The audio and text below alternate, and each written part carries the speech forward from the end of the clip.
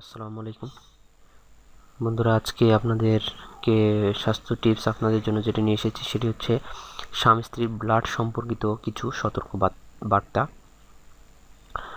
বিষয়টা অনেক ইম্পর্টেন্ট। আপনারা এটা না দেখলে বুঝবেন না যে এর গুরুত্ব কতখানি। স্বামী স্ত্রী যদি ব্লাড একরকম হয় এক্ষেত্রে কি সমস্যা হতে পারে বা না হতে পারে, অবশ্যই এটা আপনার জানা দরকার। বিশেষ করে যারা অবিবাহিত তাদের জন্য অবশ্যই, আর যারা বিবাহিত তাদের জন্য সতর্ক হতে হবে। চলুন শুরু করি। বিয়ের আগে পরিবার পরিজন আত্মীয় স্বজন সংক্রান্ত যাবতীয় খোঁজখবর নিয়ে থাকি আমরা, কিন্তু ভুলে যাই সবচেয়ে প্রয়োজনীয় ব্যাপার, স্বামী স্ত্রীর ব্লাড গ্রুপ সংক্রান্ত ব্যাপারটি। আসুন জেনে নেওয়া যাক এই বিষয়ে জরুরি কিছু তথ্য। স্বামী স্ত্রীর ব্লাড গ্রুপ কেমন হওয়া উচিত সে বিষয়টি নিয়ে আলোচনা করার আগে প্রথমে আমাদের ব্লাড গ্রুপ সম্পর্কে কিছু কথা জানা দরকার। প্রধানত ব্লাড গ্রুপকে দুই ভাগে ভাগ করা হয়। একটা হলো এ বি ও সিস্টেম বা এ বি ও, আরেকটা হলো আর এস ফ্যাক্টর, আর এস পজিটিভ এবং আর এস নেগেটিভ। অর্থাৎ আর এস ফ্যাক্টর ঠিক করবে ব্লাড গ্রুপ পজিটিভ হবে না নেগেটিভ হবে। তাহলে ব্লাড গ্রুপগুলো হলো A positive, A negative, B positive, B negative, A positive, A B positive, A B negative, O positive, O negative. জেনে নেওয়া যাক, যদি অন্য গ্রুপের ব্লাড কারো শরীরে দেওয়া হয় তাহলে কি হবে। যখন কোনো আর এস নেগেটিভ গ্রুপের ব্যক্তিকে আর এস পজিটিভ গ্রুপের ব্লাড দেওয়া হয় তখন প্রথমবার সাধারণত কিছু হবে না। কিছু কেন হবে না এর কারণ আছে অবশ্য, কিন্তু এর বিরুদ্ধে রোগীর শরীরে অ্যান্টিবডি তৈরি হবে, যার ফলে যদি কখনো রোগী আবার পজিটিভ ব্লাড নেয় তাহলে তার ব্লাড সেলগুলো ভেঙে যাবে।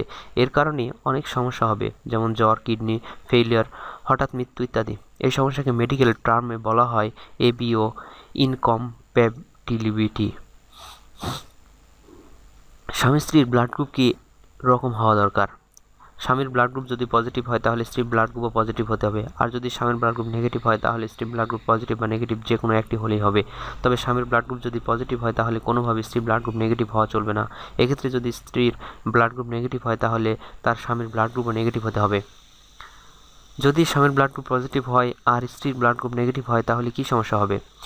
রক্তের গ্রুপ মিলে গেলে কোনো সমস্যা হয় না, তবে স্ত্রী যদি নেগেটিভ হয় বা স্বামী যদি পজিটিভ হয় তাহলে লিথাল জিন বা মারণ জিন নামে একটি জিন তৈরি হয় যা পরবর্তীতে জাইগোট তৈরিতে বাধা দেয়, যা বা জাইগোট মেরে ফেলে।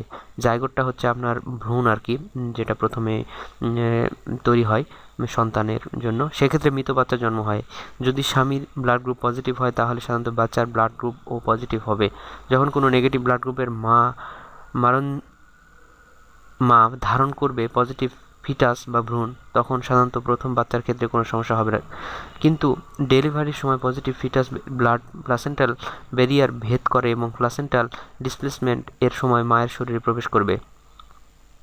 মায়ের শরীরে ডেলিভারির সময় যে ব্লাড প্রবেশ করবে তা ডেলিভারি হওয়ার কয়েক মাসের মধ্যেই মায়ের শরীরে আরএস অ্যান্টিবডি তৈরি করবে। যখন মা দ্বিতীয় সন্তান বহন করবে তখন যদি তার ফিটাসের ব্লাড গ্রুপ পুনরায় পজিটিভ হয় তাহলে মায়ের শরীরে আগে যে আরএস অ্যান্টিবডি তৈরি হয়েছিল সেটা প্লাসেন্টাল ব্যারিয়ার ভেদ করে বাচ্চার শরীরে প্রবেশ করবে। আর যখন ফিটাসের শরীরে আরএস অ্যান্টিবডি ঢুকবে তখন ফিটাস এর আরবিসি এর সাথে অ্যাজুলেশন হবে, যার ফলে আরবিসি ভেঙে যাবে। একে মেডিকেল টার্মে আরএস ইনকম্প্যাটিবিলিটি বলা হয়। বন্ধুরা, এই আর মারণ জিনের মাধ্যমেই কিন্তু আপনার বাচ্চাটা মারা যাবে। সুতরাং স্বামী স্ত্রী মানে ব্লাড গ্রুপ কেমন হওয়া দরকার আপনারা জানতে পারলেন। অবশ্যই বিবাহিত হওয়ার আগে মানে বিয়ে করার আগে অবশ্যই আপনার যে হবু স্ত্রী তার ব্লাড গ্রুপ জানা অবশ্যই জেনে নেবেন। সকলে ভালো থাকবেন, সুস্থ থাকবেন। আমার চ্যানেল অবশ্যই সাবস্ক্রাইব করবেন, আর ভিডিও যদি ভালো লাগে অবশ্যই একটা লাইক দিবেন, আর কমেন্ট করতে অবশ্যই ভুলবেন না, শেয়ার করতে ভুলবেন না। আল্লাহ হাফিজ।